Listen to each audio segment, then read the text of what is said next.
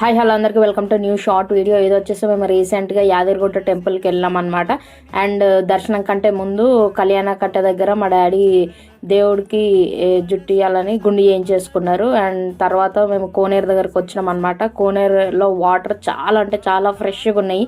ఎందుకంటే పబ్లిక్ని ఎక్కడ సోపు షాంపూస్ ఏవి వాడనియట్లేదు. జస్ట్ అందులో 3 మునకలు మునిగి బయటికి వచ్చేయాలని అక్కడ అనౌన్స్ చేస్తూనే ఉన్నారు. సో దానివల్ల చాలా అంటే చాలా బాగుండే కోనేరు.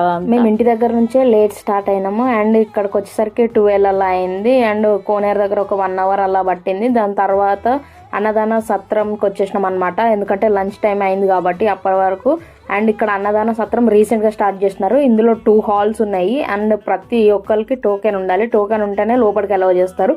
సో టోకెన్స్ కూడా అక్కడే ఇస్తారు.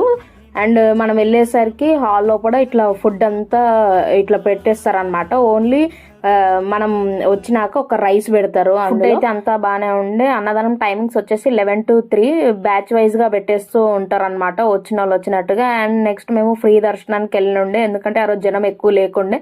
అండ్ నెక్స్ట్ సురేంద్రపూరి వెళ్దాం అనుకున్నాము, బట్ ఎక్కువ తిరగలేము అని చెప్పేసి మళ్ళీ రిటర్న్ వచ్చేసినాం అనమాట.